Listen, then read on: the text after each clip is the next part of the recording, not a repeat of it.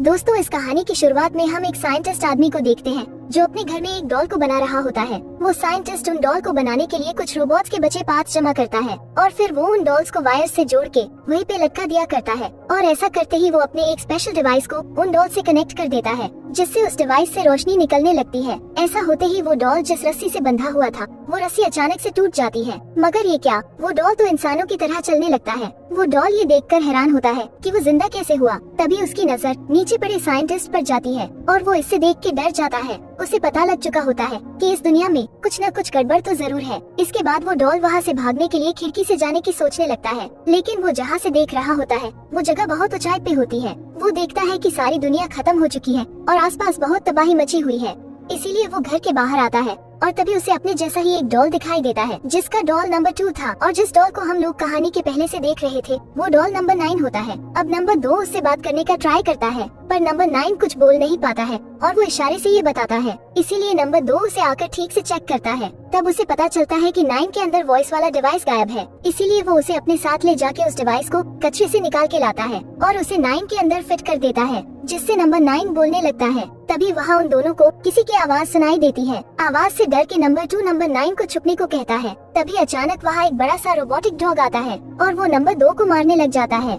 अपने दोस्त को मार खाते देखकर 9 पूरी तरह से डर जाता है, लेकिन अब उसे भी रोबोटिक डॉग ने देख लिया था। पर 9 चालाकी करके कहीं दूर जाकर छुप जाता है। पर 9 देखता है कि वो डॉग रोबोट नंबर 2 को अपने साथ ले गया है, जिसके डर से नंबर 9 बेहोश हो चुका था। जैसे ही नंबर 9 की आंखें खुलती है तो वो अलग ही जगह में होता है जहाँ उसके सामने एक और डॉल होता है जिसका नंबर 5 होता है। नंबर 9 की हालत खराब होने से नंबर 5 उसका इलाज करता है। इसके बाद वहाँ उन डॉल्स का लीडर आता है और वो आते ही नंबर 5 पे भड़कने लगता है क्योंकि नंबर 5 ने नंबर 9 को बाहर जाके बचाया था। वो उसे डांटता है और कहता है कि क्या तुम्हें पता है कि बाहर कितने डरावने रोबोट्स घूम रहे हैं। पर थोड़ा शांत होकर वो डॉल्स का लीडर उन दोनों को अपने साथ ले जाता है जहां वो 9 को फ्लैशबैक की स्टोरी बताता है। वो कहता है कि कई सालों पहले इंसानों और रोबोट्स के बीच में जंग हुई थी जिस वजह से ये पूरी जगह बर्बाद हो गई थी। उन रोबोट्स ने सारे इंसानों को खत्म कर दिया था और जंग के खत्म होने तक पूरी दुनिया में सिर्फ एक ही बड़ा रोबोट बचा हुआ था जो कि वो बड़ा सा 8 पैरों वाला रोबोट है। वो लीडर आगे नंबर 9 को एक चार्ट दिखाता है जिसके ऊपर कुछ नंबर्स लिखे होते हैं और उन पर क्रॉस का निशान भी बना होता है। दरअसल इस चार्ट में जो नंबर्स दिखाई दे रहे थे वो कोई साधारण नंबर्स नहीं थे बल्कि डॉल्स के नाम थे और जिस डॉल को वो डॉग रोबोट मार दिया करता था वो लीडर उस नंबर के आगे क्रॉस लगाया करता था और अब वो नंबर 2 के सामने भी क्रॉस लगा देता है क्योंकि उसे भी उस डॉग रोबोट ने उठा लिया था। लेकिन नंबर 9 उस लीडर को समझाने की कोशिश करता है और कहता है कि नंबर 2 के मारे जाने का कोई भी सबूत हमारे पास नहीं है, इसीलिए हमें उसे बाहर जाके ढूंढना चाहिए। नंबर 9 की बातें सुनकर 5 उसे उनका वॉच टावर दिखाने ले जाता है जहाँ से उन्हें एक फैक्ट्री दिखाई देती है और उसी फैक्ट्री में वो रोबोटिक डॉग भी रहता है।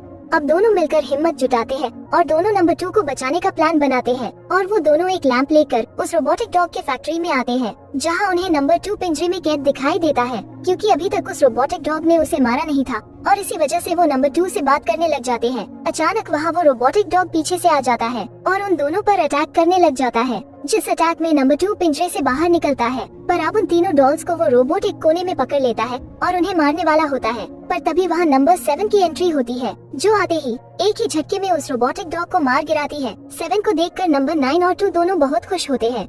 यहाँ उनकी बातें चल रही होती है और यहाँ नंबर 9 को एक गैजेट दिखाई देता है। जब वो उसे उठा के देखता है तो उसे लगता है कि गैजेट को आगे रखे प्लग में लगाना है और वो ऐसा ही करता है। नंबर 9 उस डिवाइस को मशीन में लगाते ही नंबर 2 उसे रोकने की कोशिश करता है पर बहुत देर हो चुकी होती है क्योंकि वो मशीन एक्टिवेट हो गई थी और वो मशीन नंबर 2 के सोल को अपने अंदर खींचने लग जाती है। देखते ही देखते नंबर 2 मर जाता है पर नंबर 9 अपने दोस्त को ऐसा देख के बहुत दुखी होता है।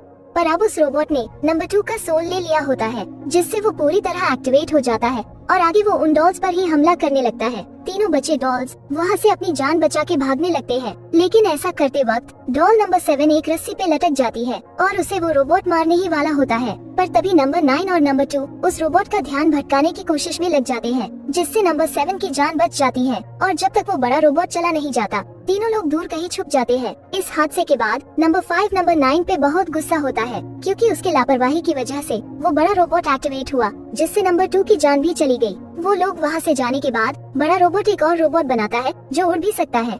आगे हम तीनों डॉल्स को इंसानों की एक लाइब्रेरी में देखते हैं। तभी वहाँ पर 2 ट्विन डॉल्स आते हैं पर वो असल में जुगाड़ू डॉल्स होते हैं। वो ट्विंस तीनों डॉल्स को एक बड़ी किताब से उस रोबोट मशीन के बारे में जानकारी देते हैं, जिससे उन्हें पता चलता है कि इंसानों ने ऐसे बड़े बड़े रोबोट्स अपने फायदे के लिए बनाए थे, लेकिन वो रोबोट्स ज्यादा ही होशियार निकलने लगे और उल्टा इंसानों के ऊपर ही अटैक करने लगे। इसीलिए इंसानों और उन रोबोट्स में जंग छिड़ गई। ये सब देखकर नंबर 9 तो पूरी तरह से शॉक हो जाता है। तभी 9 को ये देखकर कुछ याद आता है और वो तुरंत उसकी ड्राइंग बनाता है। ड्राइंग को देखकर नंबर 5 उसे कहता है कि ऐसी ड्राइंग तो हमारा एक दोस्त भी बनाया करता था। उन्हें ये पता चल गया था कि उस ड्राइंग से आगे जाने का रास्ता मिलने वाला है। फिलहाल के लिए वो लोग वहीं पे फंस गए थे और वापस उनके लीडर के पास भी जा नहीं सकते थे, क्योंकि लीडर किसी भी डॉल को बाहर जाने की इजाजत नहीं देता था। पर नंबर 9 सबको कहता है कि अगर हमें इस ड्राइंग का मतलब जानना है तो हमें लीडर के पास जाना ही होगा, जिससे हमें उस ड्राइंग का और रोबोट्स का कनेक्शन पता चल पाएगा। सारे लोग लीडर से मिलने वापस आते हैं, पर आते ही उन्हें लीडर का बॉडीगार्ड पकड़ लेता है और उन्हें लीडर के सामने ले जाता है। लीडर उनकी ऐसी हरकत से बहुत गुस्सा होता है और वो सारी बातों का दोष नंबर 9 के ऊपर डाल देता है। वो कहता है कि जब से नंबर 9 यहाँ आया है तब से सारे डॉल्स पर मुसीबत आने लगी है।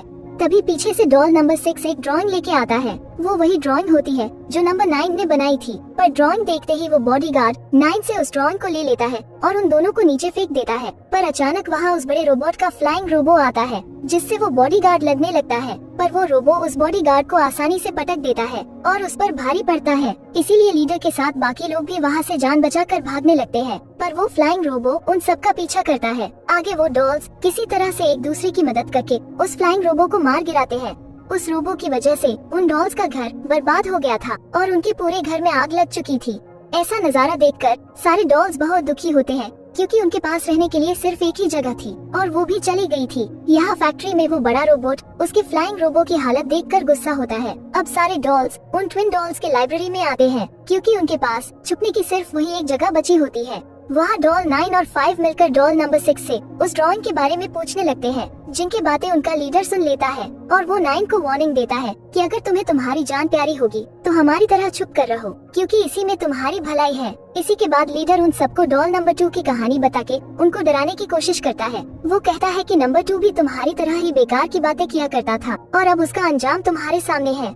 लेकिन नंबर 9 को लीडर के ऊपर शक होने लगता है और अब नंबर 9 को लीडर का प्लान पूरी तरह समझ में आता है। उस लीडर ने नंबर 2 को जानबूझकर बाहर भेजा था, जिससे वो रोबोट्स के हाथों मारा जा सके, जिससे बाकी डॉल्स को सबक मिल सके कि बाहर की दुनिया कितनी खतरनाक है। अब फैक्ट्री में नंबर 2 की बॉडी पर उस रोबोट की नजर जाती है। तभी वो रोबोट नंबर 2 की बॉडी को मशीन में बदल देता है। यहाँ जब 9 और बाकी डॉल्स की बातें चल रही थी, तभी लीडर का बॉडीगार्ड बाहर पहरेदारी कर रहा होता है, पर अचानक वहाँ नंबर 2 आता है और अब वो लीडर के बॉडीगार्ड को भी हिप्नोटाइज कर लेता है, जिसकी मदद से वो लीडर को भी पकड़ लेता है।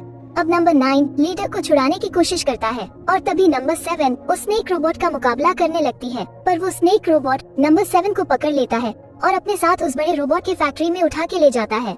अब जैसे ही वो लीडर होश में आता है, नंबर 9 उसे जोर से चिल्लाता है कि ऐसी जिंदगी हम कब तक जीते रहेंगे, हमें उस रोबोट के पीछे जाना होगा। 9 की बातें सुनकर सारे डॉल्स मोटिवेट हो जाते हैं। पास ही में नंबर 2 की बॉडी पड़ी थी, जो कि वो स्नेक रोबोट अपने साथ ले आया था। वो डॉल्स नंबर 2 की बॉडी को आखिरी अलविदा कहते हैं और इसके बाद वो लोग बड़े रोबोट की फैक्ट्री के पास में आते हैं। फैक्ट्री के बाहर नंबर 9 नंबर 7 को कहता है कि मैं अंदर जाकर नंबर 7 को बचाने वाला हूँ और अगर थोड़ी देर बाद मैं बाहर न आऊँ तो तुम इस फैक्ट्री को उड़ा देना। ये कहकर वो फैक्ट्री के अंदर चला जाता है और उसी वक्त नंबर 5 फैक्ट्री को उड़ाने के लिए लगने वाला सामान इकट्ठा करने लगता है। यहाँ नंबर 9 छुप के उन रोबोट्स के पास जाता है। तभी वो देखता है कि बड़े रोबोट ने लीडर के बॉडीगार्ड को पकड़ लिया है और उसके सोल यानी आत्मा को अपने अंदर ट्रांसफर कर लिया है। ये देखकर उसे थोड़ा डर लगता है, क्योंकि आगे वो नंबर 7 के सोल को अपने अंदर ट्रांसफर करने वाला था। इसीलिए नंबर 9 उस रोबोट को फंसाने के लिए एक जाल बिछाता है। देखते ही देखते नंबर 9 का प्लान काम कर जाता है और वो स्नेक रोबोट उस फंदे में अटक के मर जाता है,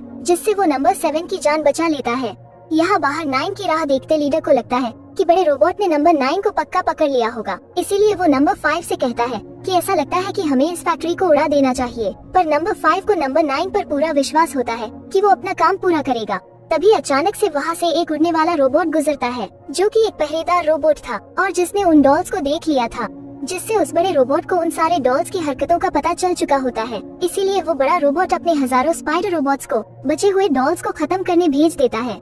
अब 7 और 9 दोनों फैक्ट्री के बाहर भाग रहे होते हैं और तभी यहाँ नंबर 5 माचिस के तीली से पास के तेल के ड्रम को जला देता है, जिससे वो जलता ड्रम उन रोबोट्स के फैक्ट्री के अंदर चला जाता है और फैक्ट्री देखते ही देखते ब्लास्ट हो जाती है। सारे डॉल्स उस बड़े रोबोट और फैक्ट्री को जलते हुए देख के बहुत खुश होते हैं। अब सारे लोग गाना बजा के नाचने लगते हैं। पर जब नंबर 5 थोड़ा नीचे देखता है तो उसे धुएं में से वही बड़ा रोबोट आते हुए दिखाई देता है और वो आके नंबर 5 को पकड़ लेता है।